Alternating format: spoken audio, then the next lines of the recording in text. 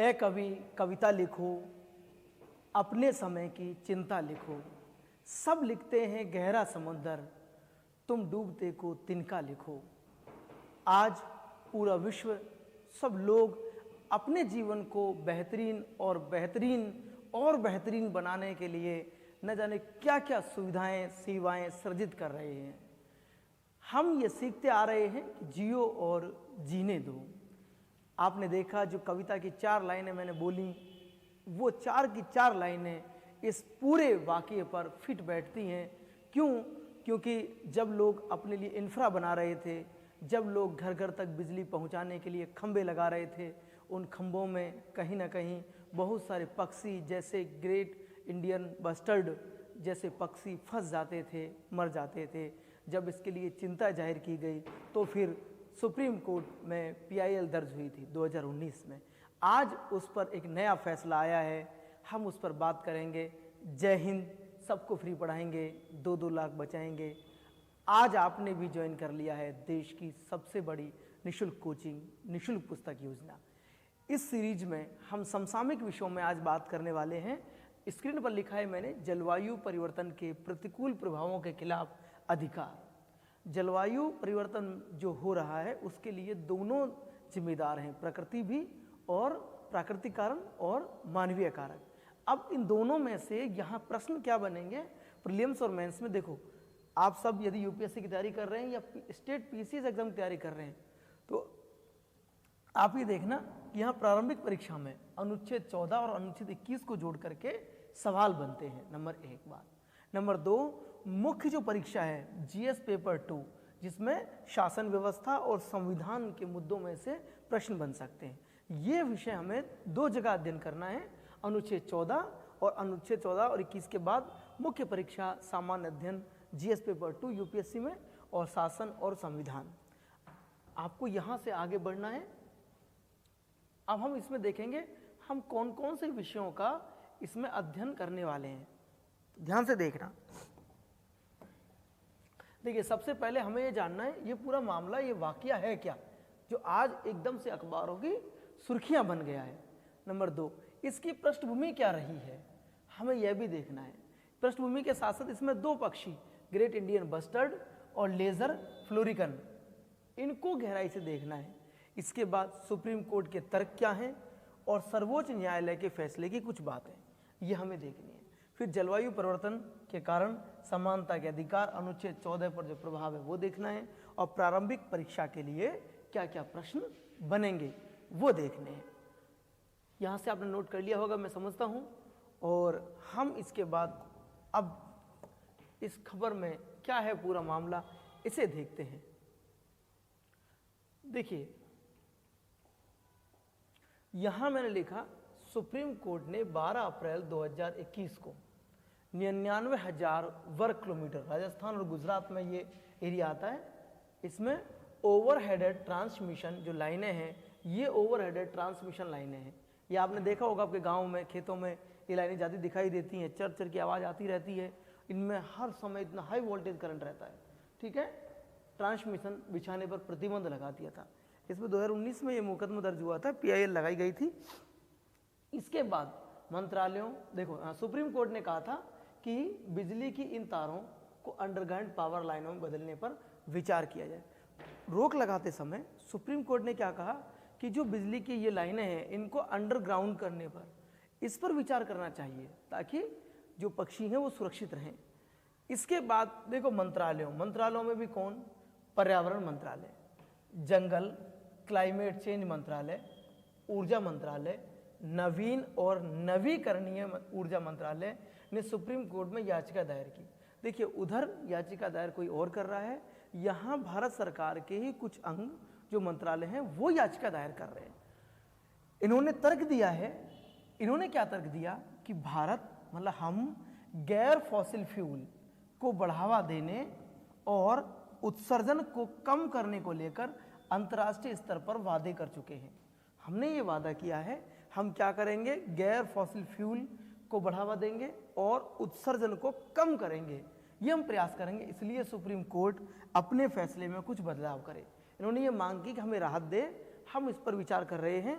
High voltage बिजली लाइनों को भूमिगत करना तकनीकी रूप से संभव नहीं है। दूसरा तर्क दिया कि इन हाई वोल्टेज लाइनों को भूमिगत कर पाना टेक्नोलॉजी के हिसाब से अभी संभव नहीं है। हाई वोल्टेज जो बिजली की लाइनें हैं उनमें सुप्रीम कोर्ट ने इन सभी बातों को संज्ञान में लिया जो पहले पीआईएल में कही गई उसमें, और अब इन मंत्रालयों ने जो कहा उसमें लिया और ओवरहेडेड ट्रांसमिशन लाइनों को अनुमति दे दी। लेकिन सीजेआई चंद्रचूड़ ने ग्रेट इंडियन बस्टर्ड और पर्यावरण के संरक्षण की बात को लेकर के संतुलित करने की बात कही। यह दिख नहीं रहा था आपको, पर्यावरण के संरक्षण को लेकर के संतुलित करने की बात। उन्होंने कहा आप बिजली के खंभे लगाओ, लेकिन पर्यावरण को अगर संतुलित नहीं करेंगे, पक्षियों को, पशुओं को, इनको नहीं बचाएंगे तो पारिस्थितिकी तंत्र गड़बड़ हो जाएगा। इस पर भी ध्यान रखें आप, ये बात कही। आप ये पूरे के पूरे पॉइंट्स यूपीएससी प्रीलिम्स या स्टेट पीसीएस एग्जाम्स की दृष्टि से महत्वपूर्ण है, आप इन्हें नोट करते चलें। पृष्ठभूमि, इस पूरे वाक्य की पृष्ठभूमि क्या है? देखिए, इस वाक्य की पृष्ठभूमि जो है हमें देखना है। अब हम ऐतिहासिक बात में जा रहे हैं कि वर्ष 2019 ना, ये 21 की बात कही मैंने, उससे पहले 2019 में क्या हुआ था? पर्यावरणविदों ने सर्वोच्च न्यायालय में याचिका दायर की थी जिसमें अनुरोध किया गया कि सभी मौजूदा संभावित ओवरहेडेड लाइनों को भूमिगत स्थानांतरित कर दिया जाए। जितनी भी ओवरहेडेड लाइन है उनको संभावित में कोशिश करें कि सबके सबको क्या कर दें, भूमिगत कर दें। अप्रैल 2021 में सर्वोच्च न्यायालय ने पक्षियों की सुरक्षा के लिए गुजरात और राजस्थान, मैंने भी बताया था कि एक विशाल क्षेत्र के भीतर ओवरहेडेड ट्रांसमिशन लाइनों पर प्रतिबंध लगाते हुए उन्हें भूमिगत लाइनों बदलने का प्रस्ताव दिया था। किसने? माननीय सुप्रीम कोर्ट ने। केंद्र के नवीन और नवीकरणीय ऊर्जा मंत्रालय और निजी और सार्वजनिक बिजली कंपनियों ने तर्क दिया कि ओवरहेडेड लाइनों को भूमिगत स्थानांतरित करना महंगा, अव्यवहारिक होगा और इससे सौर ऊर्जा लागत में काफी वृद्धि हो जाएगी। इससे हरित विकास के लिए भारत को प्रतिबद्धता में कमजोरी होगी। ये उन्होंने अपना तर्क दिया माननीय सुप्रीम कोर्ट को। मार्च 2024 में सर्वोच्च न्यायालय ने तकनीकी जटिलताओं, उच्च लागत जैसी व्यवहारिक चुनौतियों को स्वीकार करते हुए उपरोक्त फैसले को पलट दिया। अब उसने अपना फैसला वापस लिया और नया सुधार कर दिया। कोर्ट ने कहा कि भूमिगत विद्युतीकरण भारत की सौर विद्युतीकरण की राह में बाधा बनेगा, पहला पॉइंट। 2, कोर्ट ने कहा कि कोर्ट ने नवीकरणीय ऊर्जा और पर्यावरण संरक्षण को बढ़ावा देने के साथ साथ जीआईबी ग्रेट इंडियन बस्टर्ड को संरक्षण को संतुलित करने के महत्व पर जोर दिया। उन्होंने कहा कि इस पक्षी को भी बचाना बहुत जरूरी है। तो इन सारी बातों को ध्यान में रखा कोर्ट ने, आप नोट करना इसे। ग्रेट इंडियन बस्टर्ड, मुझे पता था कि आप यही जानना चाहेंगे इसलिए पहले मैंने इसी को नोट डाउन किया, ग्रेट इंडियन बस्टर्ड को लेकर के। ये पक्षी आपको दिखाई दे रहा है, ये ग्रेट इंडियन बस्टर्ड है। ऐतिहासिक रूप से ग्रेट इंडियन बस्टर्ड पूरे पश्चिम भारत में, भारत के हम अगर पार्ट करें तो पूरे जो पश्चिमी भाग है उसमें 11 राज्यों में पाया जाता है। साथ के साथ ही ये पाकिस्तान के कुछ हिस्सों में पाया जाता है। पाकिस्तान के लोग बड़े दुष्ट हैं यार, वो इतने धूर्त हैं, इसका शिकार करते हैं। देखिए, पाए जाते हैं। वर्तमान में इसकी आबादी ज़्यादातर राजस्थान और गुजरात तक ही सीमित है। हालांकि इसकी एक छोटी सी आबादी महाराष्ट्र, कर्नाटका, आंध्र प्रदेश में भी पाई जाती है। इसे प्रमुख घास भूमि प्रजाति के माना जाता है इसे, जो घास भूमि पारिस्थितिकी के स्वास्थ्य को प्रतिनिधित्व करती है। वैज्ञानिक नाम अर्दियोटिस नाइग्रीसेप्स, ये ध्यान रखना, इसका वैज्ञानिक नाम क्या है? अर्दियोटिस नाइग्रीसेप्स।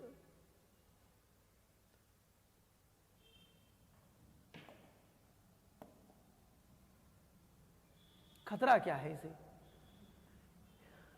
इसको खतरे क्या हैं? देखिए, सबसे पहले मैंने बताया था पाकिस्तान के लोग शिकार करते हैं बिजली पारेषण लाइनों के साथ टकराव, विद्युत के झटके। जब ये उड़ते, पहली बात तो ये उड़ नहीं पाता, बड़ा होता है। उड़ता भी तो बहुत ऊंचाई पर नहीं उड़ सकता, ये नीचा हो रहता है, तो ये कई बार विद्युत जो लाइनें हैं उनसे टकरा जाते हैं, इनको विद्युत के झटके लग जाते हैं। नंबर 1, लाइनों में फंस जाते हैं। शिकार, पाकिस्तान में अभी भी शिकार का प्रचलन है इसका।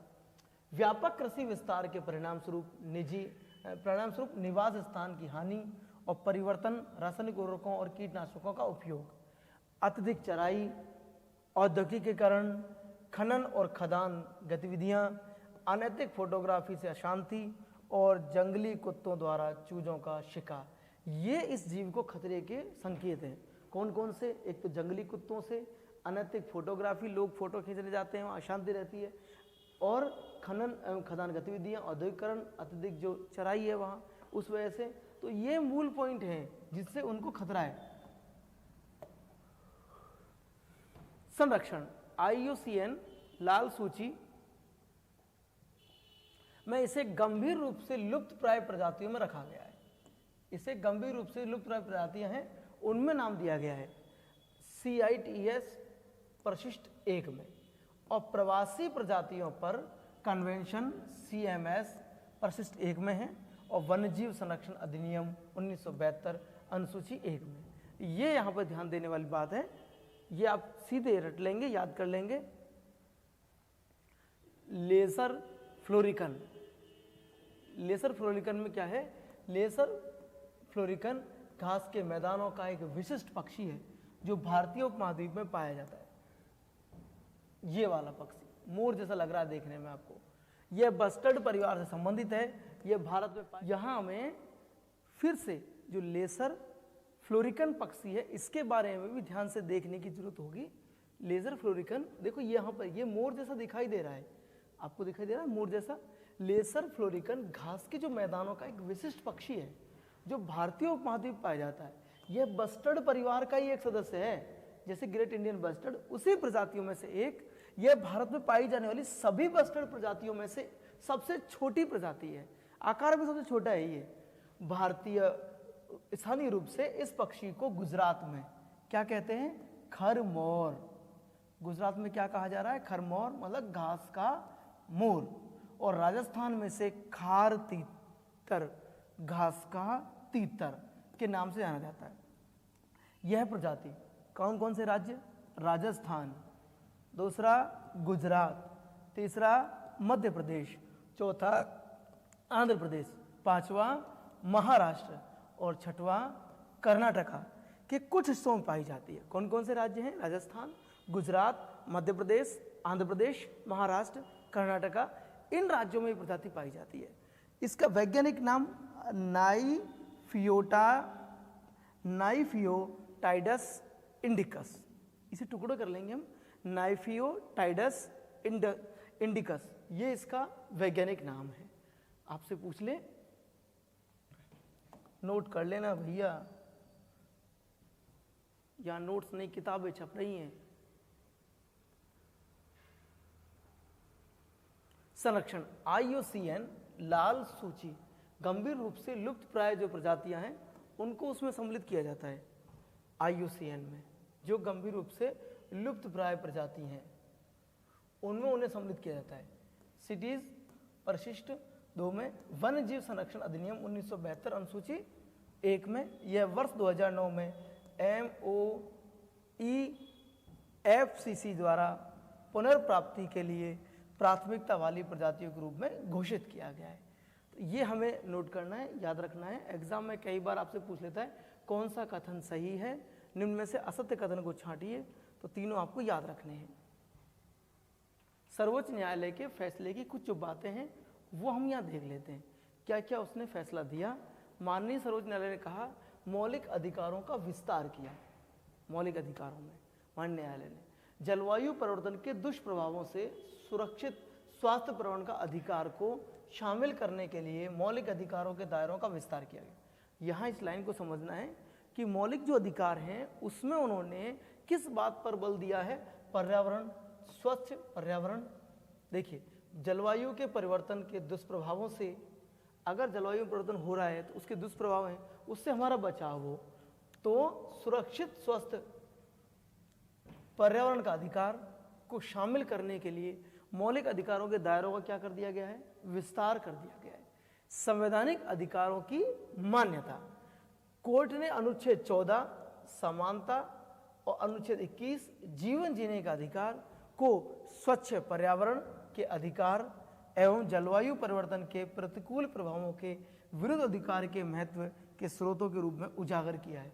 अब अगर कोई से पूछे कि हमें स्वस्थ वातावरण हमारा अधिकार है, तो या जलवायु के परिवर्तन से जो दुष्प्रभाव हमारे जीवन पर पड़ेंगे तो उसमें हम अपना अधिकार या राइट कैसे सुनिश्चित करें कि हमें कहाँ ये दिया हुआ है, तो अनुच्छेद 14 और अनुच्छेद 21 समानता से सबको एक समान समझना और सबको जीवन जीने का अधिकार प्राप्त, ये इसको कहाँ उजागर किया कोर्ट ने, माननीय कोर्ट ने कहा अनुच्छेद 14 और अनुच्छेद 21 के तहत। ये ध्यान रखना, यही इस प्रश्न की मूल आत्मा है यहाँ। अब इन दोनों के बारे में जान लेते हैं। देखिए अनुच्छेद 14 समानता के अधिकार। देखिए जलवायु परिवर्तन और पर्यावरणीय गिरावट के कारण एक विशेष क्षेत्र में क्या होता है, भोजन और पानी की तीव्र कमी हो जाती है।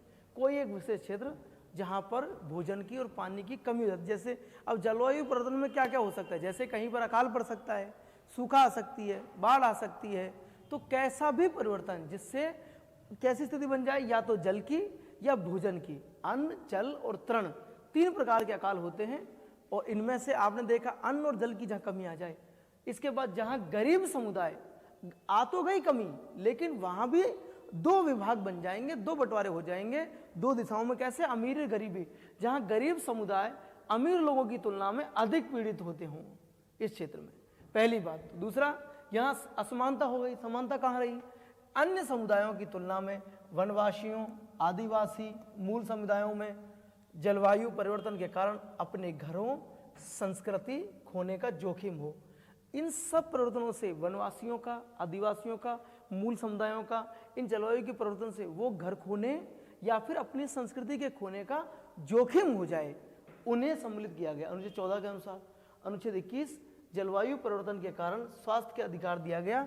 यह वायु प्रदूषण, वेक्टर जनित बीमारियों, बढ़ते तापमान, सूखा जैसे कारकों आदि से प्रभावित होता है।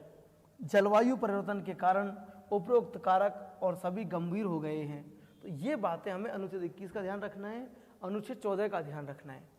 मुझे लगता है आराम से आप रख पाएंगे। अभी जब मैं सवाल पूछूंगा तो शायद आप, मेरा विश्वास है कि शायद बता भी दें सुप्रीम कोर्ट के तर्क क्या हैं इसके संदर्भ में। अब तर्कों को समझना जरूरी है। इसके संदर्भ में तर्क क्या थे, सुप्रीम कोर्ट के अनुसार संविधान के अनुच्छेद 48A में प्रावधान है, अब ये ध्यान रखना बेटा, अनुच्छेद 48A कि राज्य पर्यावरण की रक्षा करें। राज्य जो हैं वो क्या करेंगे, पर्यावरण की रक्षा करेंगे। किस अनुच्छेद के अनुसार, 48A पहला पॉइंट, उसमें सुधार करने, अगर पर्यावरण दूषित है तो उसमें क्या करेंगे, सुधार करेंगे। नंबर 3, देश के जंगलों और वन्य जीवों को क्या करें, रक्षा करने का प्रयास करेंगे। आपने देखा है ना, एक एक्टर हीरो सलमान खान जिस पर हिरण के मारने का केस चल रहा है, आप देखेंगे यहाँ राज्यों की ये जिम्मेदारी बनती है किसमें, अनुच्छेद 48A कि कोई भी राज्य जो है वो पर्यावरण की रक्षा करेगा, सुधार करेगा और देश के जंगलों और वन्य जीवों की रक्षा करने का प्रयास करेगा। इसके तहत अभी देख रहे सलमान खान पर क्या चल रहा है केस, तो आप अब समझ गए होंगे 48A के तहत मौलिक कर्तव्यों के तहत भी अनुच्छेद 51A के खंड G में भी यह प्रावधान है कि जंगल, झीलों, नदियों, वन्य जीवों, प्राकृतिक पर्यावरण की रक्षा करना, उनमें सुधार करना और जीवित प्राणियों के प्रति दया रखना भारत के प्रत्येक नागरिकों का कर्तव्य है। पहले वाले में 48A में हमने किसे बताया भैया, यहाँ राज्यों को बताया, कोर्ट ये कह रहा है, और कोर्ट ने तर्क दिया कि यहाँ ये किसके दायित्व हैं, नागरिकों के। किसमें, 51A में। ये अनुच्छेद संविधान में प्रकृति के महत्व के बारे में बताते हैं, पहली बात। दूसरा, इससे पर्यावरण की सुरक्षा संविधान के अन्य भागों में एक अधिकार बन जाता है। बात समझ में आ गया, यहाँ तक हम लोग लिख लेंगे। शनिवार को टेस्ट जब लगेगा उसमें प्रश्न आपको यहाँ से मिलेंगे, सुप्रीम कोर्ट के तर्क क्या क्या हैं और इनके अलावा तर्क दिए सुप्रीम कोर्ट ने। सुप्रीम कोर्ट के अनुसार संविधान के अनुच्छेद 48A, अच्छा ये दोबारा आ गया बेटा, मैंने अभी ये बात बताई थी आपको। अब हम लोग यहाँ प्रश्नों को देख लें। यहाँ एक प्रश्न लिखा हुआ, यहाँ लिखा हुआ एडमिशन ओपन, अभी एडमिशन स्टार्ट है। आप यदि फ्री में पढ़ना चाहते हैं, IAS की तैयारी करना चाहते हैं, RS की तैयारी करना चाहते हैं या और किसी प्रतियोगी परीक्षा की तैयारी कर रहे हैं, आप बर्बाद मत होइए। अपने पैसे बर्बाद मत कीजिए। एडमिशन चालू है, 30 अप्रैल उसका लास्ट डेट है 2024 और 15 मई से नए बैच शुरू हो रहे हैं। फाउंडेशन जो है, देखिए हाल ही में सुप्रीम कोर्ट ने जलवायु परिवर्तन के प्रति प्रतिकूल प्रभावों के खिलाफ अधिकार को शामिल करने के लिए संविधान के किस अनुच्छेद का विस्तार किया? अनुच्छेद 14-22, अनुच्छेद 15-25, अनुच्छेद 16-24, अनुच्छेद 14 और 21। कौन सा आना चाहिए?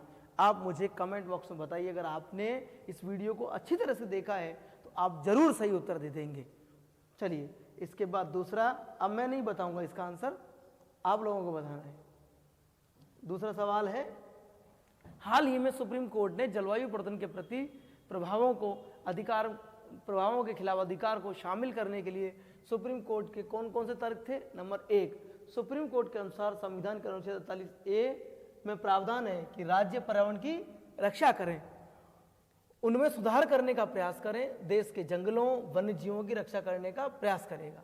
मौलिक कर्तव्यों के तहत भी अनुच्छेद 51A खंड G में यह प्रावधान है कि झीलों, जंगलों, नदियों, वन्य जीवों सहित प्राकृतिक पर्यावरण की रक्षा, उसमें सुधार करना, जीवित प्राणियों के प्रति दया का भाव रखना भारत के प्रत्येक नागरिक का यह कर्तव्य है। ये अनुच्छेद संविधान में प्रकृति के महत्व के बारे में बताते हैं। कौन सा सही है? केवल एक सही है, 2 सही है या तीनों सही है, या इनमें से एक भी सही नहीं है? ये आपको बताना है। ग्रेट इंडियन बस्टर्ड या GIB से संबंधित तर्क कौन सा सही है? इसका वैज्ञानिक नाम अर्दे ओटिस नाइग्रिसेप्स है, या फिर वर्तमान में इनकी आबादी ज़्यादातर राजस्थान और गुजरात तक ही सीमित है, या ऐतिहासिक रूप से ग्रेट इंडियन बस्टर्ड पूरे पश्चिमी भारत में 11 राज्यों के साथ पाकिस्तान के कुछ हिस्से में पाया जाता है। आंसर में केवल 1, केवल 2, सभी इनमें से कोई नहीं। आज के समसामयिक विषयों में आपको समझ में आया होगा। पेपर की तैयारी आप पूरी ईमानदारी से करें, हमारे साथ जुड़े रहें और ईमानदारी के साथ अध्ययन करें। अधिक से अधिक लोगों को ये बताएं, सबको फ्री पढ़ाएंगे, 2-2 लाख बचाएंगे। जय हिंद।